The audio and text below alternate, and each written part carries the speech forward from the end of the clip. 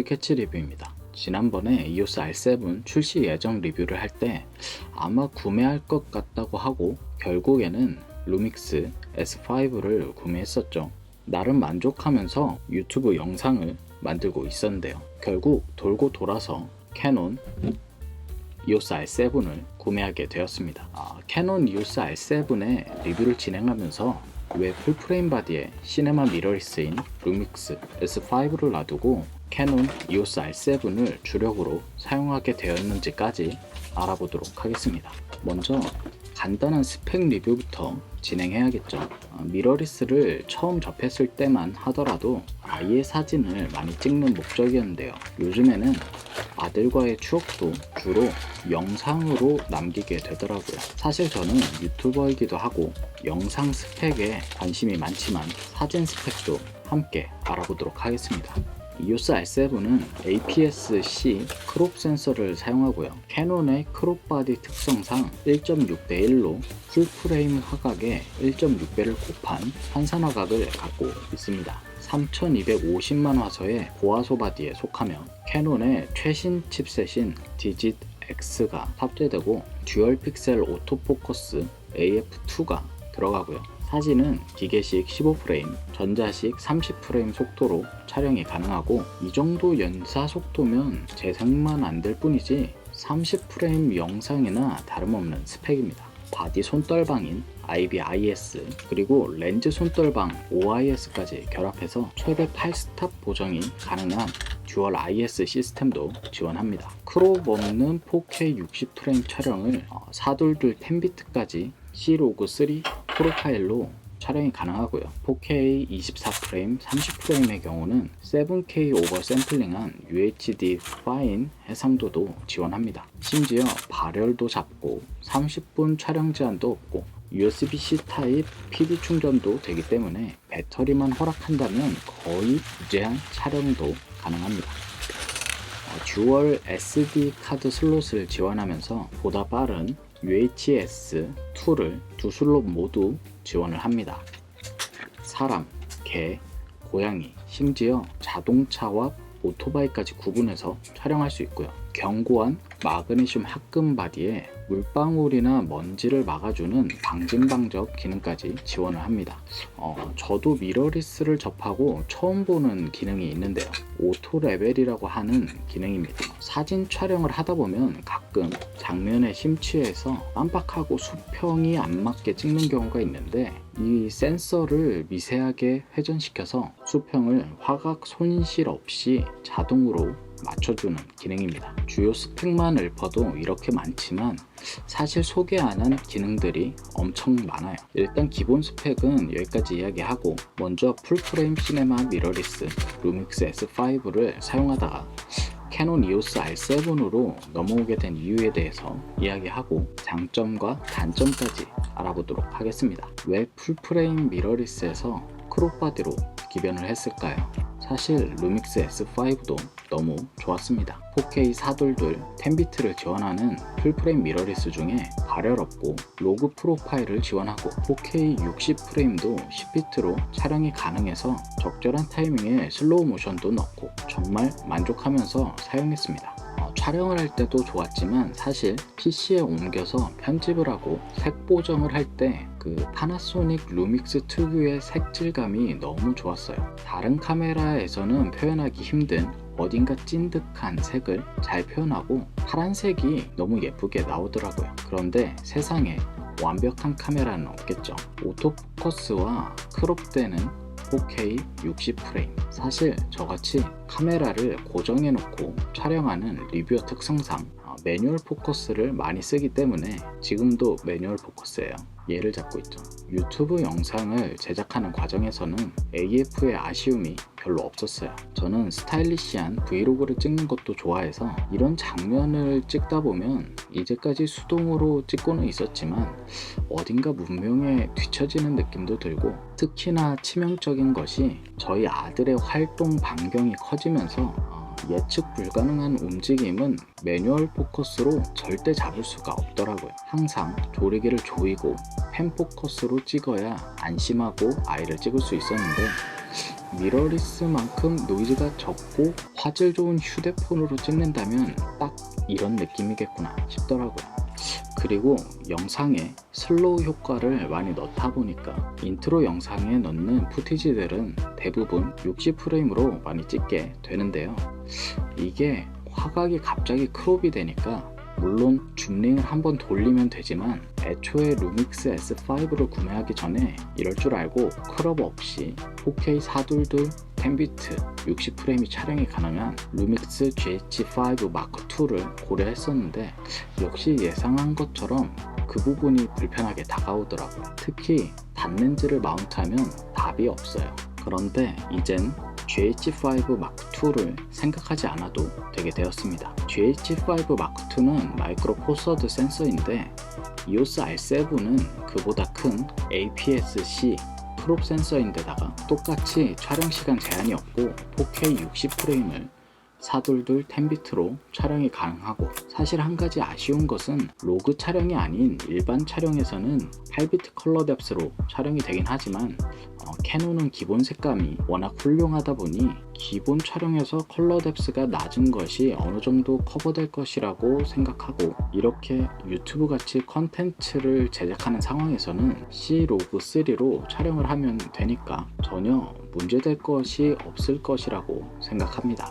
심지어 안 그래도 좋았던 AF가 듀얼 픽셀 시모스 오토포커스 2로 더 좋아지니까 그동안에 그 루믹스의 오토포커스 스트레스가 한 방에 날아가더라고요. 한 가지 아쉬운 건 이제 파나소닉의 예쁜 파란색과 뭔가 찐득한 색 표현 대신에 따뜻한 색을 만져야 한다는 것인데, 캐논 색감도 이전에 다뤄봤었고 루믹스와는 다른 매력이 있기 때문에 캐논 로그에서도 저만의 스타일을 찾을 수 있을 것이라고 생각합니다. 이렇게 좋음에도 불구하고 당시에 구매를 안 했던 이유가 스펙이 너무 좋기 때문에 200만원 초반대에 출시될 것이라는 이야기가 많아서였습니다. 실제로 해외 출시가를 우리나라 돈으로 환산을 해보니까 대략 그 정도 될 것 같았고요. 크롭 바디가 200만원대라면 차라리 풀프레임 시네마 미러리스인 루믹스 S5가 170만원에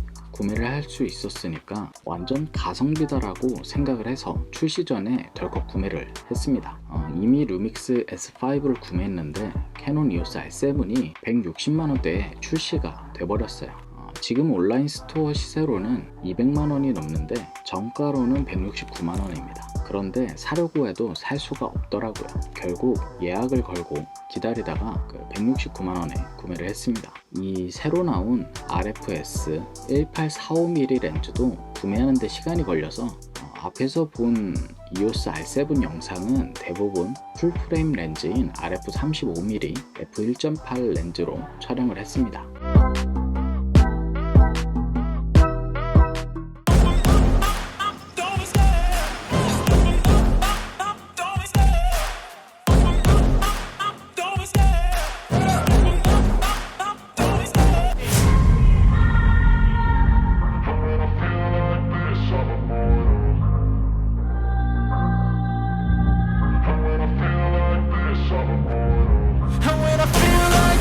I'm immortal. When I feel like this, I'm immortal. When I feel like this, I'm immortal.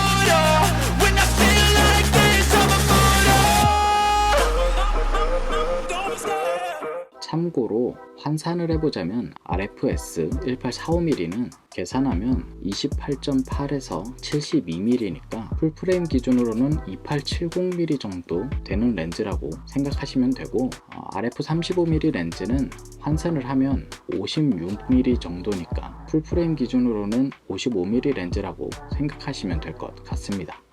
50mm라기엔 살짝 더 망원 쪽에 가깝거든요. 다음으로 캐논 EOS R7을 사용하면서 유난히 만족했던 부분에 대해 이야기를 해보도록 하겠습니다. 사진의 경우 기본 색감이 훌륭해서 아들과 사진을 찍고 보정 없이 가족에게 편하게 공유할 수 있어서 좋았고, 영상의 경우는 원하는 4K 60프레임을 크롭 없이 촬영을 해서 영상에 편하게 슬로우 모션을 넣을 수 있어서 좋았습니다. 여행을 하다가 이 부분은 고해상도의 영상으로 꼭 남겨야겠다 라는 생각이 들 때는 7K 오버 샘플링된 4K 30프레임 UHD 파인 화질로 녹화를 했고요. 4K 모니터가 연결된 PC로 옮겨서 그 결과물을 확인할 때 만족도가 굉장히 좋았습니다.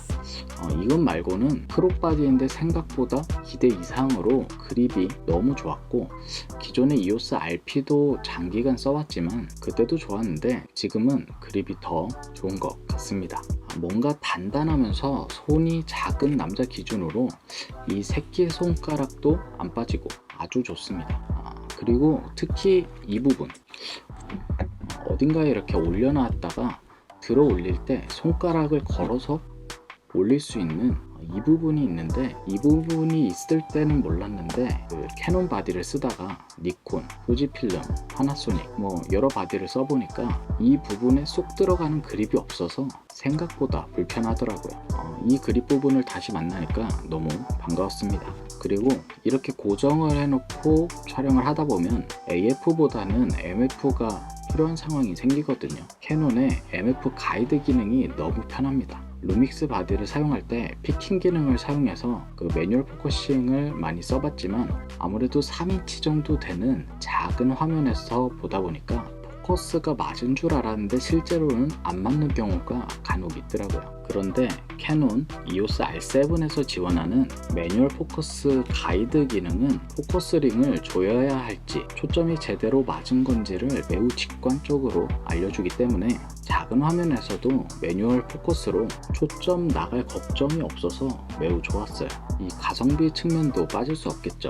이 크롭바디이지만 이 정도 스펙을 풀프레임에서 찾아본다면 바디만 기본 300만원에서 400만원이 넘어가기 때문에 크롭바디에 이 정도 스펙을 넣어준 것만으로도 가성비는 너무 좋다고 할 수 있겠습니다. 사실 어느 정도 고퀄리티의 유튜브 영상을 업로드하고 싶으시다면 굳이 풀프레임 바디까지 비싸게 구매할 필요가 없다고 생각합니다. EOS R7만으로도 유튜브 업로드용으로는 생각하는 대부분을 만들 수 있다고 생각해요. 이 손떨방에 대해서도 이야기를 해보자면, 안 그래도 손떨방이 좋은 바디로 유명한 파나소닉 바디를 사용했었는데 이번에 EOS R7의 손떨방은 정말 좋았습니다. 최대 8스탑 보정이 가능한 기준 렌즈인 L렌즈는 사용해보지도 않았지만 OIS가 들어간 보급형 RF 단렌즈, 줌렌즈로도 파나소닉 못지않은 좋은 손떨방을 보여줘서 솔직히 놀랐어요. 그리고 AF, 이 부분은 파나소닉 루믹스에서 AF는 없다라고 생각하면서 쓰다가 넘어와서 그런지 기존에도 듀얼 픽셀 오토포커스가 좋은 줄은 알았지만 더 좋아지니까 정말 그동안 매뉴얼 포커스 스트레스가 한 방에 풀리더라고요. 그리고 마지막으로 방진방적, 이번에 가족여행을 가서 비오는 날에 서해바다에서 촬영을 했었거든요. 바닷물도 튀기고 비도 맞고 했는데 물기를 닦아내니 지금까지도 전혀 문제가 없습니다. 보통 타사의 방진방적은 렌즈까지 방진방적 기능을 지원해야 바디가 안전하다고 하는데, 본체에서 센서 부분도 가려져서 그런지 너무 안전하게 잘 사용했습니다. 사용할수록 바디에 대한 신뢰도가 높아지더라고요. 또 살짝 애매한 장점이 있긴 한데, 그 USB-C 타입으로 여기 PD 충전이 가능하다는 겁니다. 별도의 배터리 충전기를 연결하지 않아도 돼서 편한 기능이긴 한데, 이게 또 일반 USB-C로는 충전이 안 되더라고요. 집에서는 충전할 수 있지만 밖에서는 PD 충전기를 찾기 힘들기 때문에 좋은 기능이지만 살짝 아쉽다라는 생각이 들었습니다. 다음으로 단점에 대해서도 알아보자면 사실 딱히 없어요. 풀프레임 바디를 쓰다가 크롭 바디로 넘어왔더니 어두운 실내에서 살짝 노이즈가 낀다는 정도인데, 사진은 충분히 커버가 가능한 정도이고 영상도 ISO를 3200 이하로 찍는다면 꽤 깨끗하게 찍을 수 있었어요. 그리고 RFS 렌즈 디자인의 역체감도 개인적으로 단점이다라는 생각이 들었는데요. 다른 리뷰어들의 리뷰를 보면 아직 RFS 렌즈 라인업이 모두 출시되지 않아서 단점이라고 말하지만, 저는 이것은 기다리면 해결되는 문제라서 단점이라고 하기에는 좀 어렵고, 오히려 이 RF 35mm 렌즈를 사용하다가 이 뒤늦게 도착한 RFS 1845mm를 마운트한 후에 갑자기 얇아진 렌즈가 EOS R7에 안 어울리는 디자인적인 역체감 때문에 뭔가 아쉽고 단점이라고 생각이 들었습니다.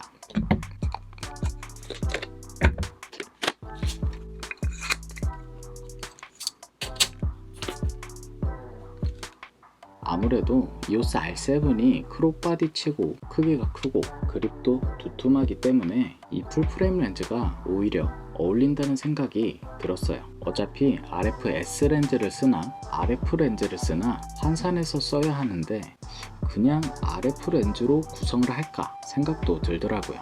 어차피 나중에 또 풀프레임으로 업그레이드를 한다면 그대로 풀프레임 화각으로도 쓸 수 있기도 하고요.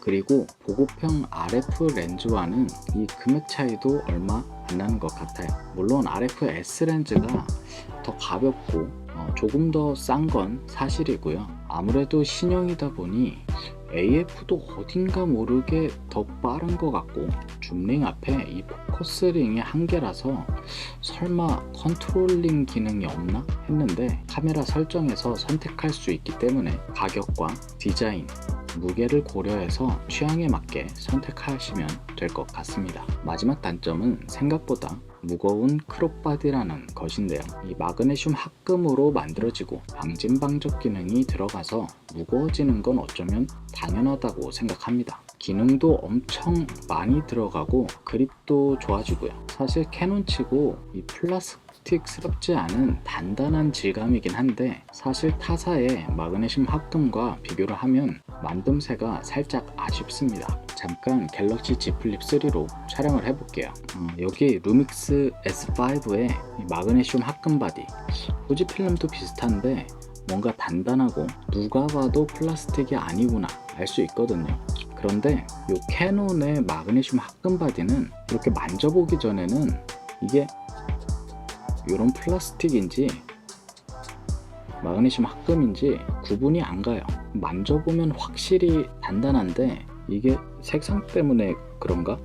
어쨌든 느낌이 그렇다는 거지. 마그네슘 합금은 합금이니까. 마지막으로 EOS R7으로도 촬영을 해봐야겠죠.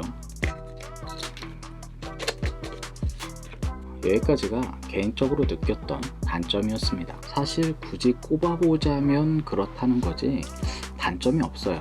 굳이 세세하게 후기를 이야기하다 보니 말이 길어졌는데, 이 RF-S 렌즈 라인업도 계속 출시가 될 것이고 앞으로 나올 RF-24mm f1.8 단렌즈라든지 아니면은 RF-1530mm 줌 렌즈도 이 캐논 EOS R7 바디에 어울리지 않을까 생각도 들고요. 사실 이 바디 단점을 찾기 어려운 바디예요. 오늘은 그동안 풀프레임 바디에 미러리스를 사용하다가 캐논의 EOS R7을 메인으로 사용하려고 직접 구매한 후기에 대해서 다뤄봤습니다.